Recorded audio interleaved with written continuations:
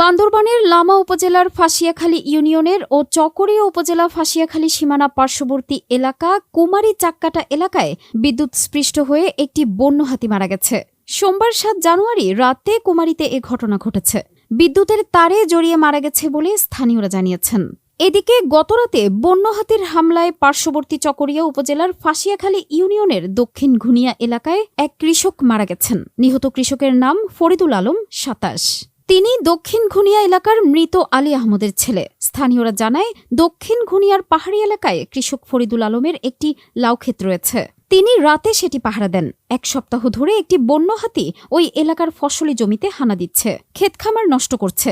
লাউক্ষেত পাহারা দেওয়ার সময় হঠাৎ হাতির সামনে পড়েন ফরিদুল। এ সময় দৌড়ে পালানোর চেষ্টা করেও তিনি রক্ষা পাননি। হাতিটির পায়ের আঘাতে শরীরের একাংশ ছিন্ন ভিন্ন হয়ে গেছে।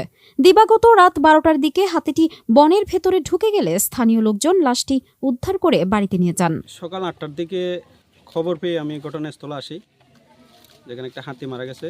প্রথমে শুনছি একটা মানুষ মারা গেছে, পরপর শুনলাম কয়েকখানে একটা হাতিও মারা গেছে। তখন আমি আসলাম, আইসা ঘটনাস্থলে পৌঁছে দেখলাম এখানে বাইরের লোকজন আইসা হাতি দেখতেছে, মৃত হাতিটা। খবর নিয়ে দেখলাম পাশাপাশি লোকটা হাসপাতালে নিয়ে গেছে। হাসপাতালে আজকে সকালে ৯টার দিকে আমি তথ্য পেলাম যে এখানে একটা হাতি মারা গেছে। এলাকাটা সীমান্তবর্তী বলতে আমাদের দুইটা রেঞ্জ আছে এখানে পাশাপাশি, কক্সবাজার উত্তরে ফাঁসিয়াখালী রেঞ্জ আর লামা রেঞ্জ, কাছাকাছি এলাকা। ওনারা আগে আসছি, খবরটা পেয়ে তারপরে আমি আসছি। আর সেখানে মৃত অবস্থায় হাতিটা দেখতে পেলাম। তো আমরা পরবর্তী কার্যক্রম যেটা আছে আমাদের, এটা উদ্বোধন কর্তৃপক্ষকে জানানো হয়েছে, পরবর্তী কার্যক্রম ইতে আছে এরকম।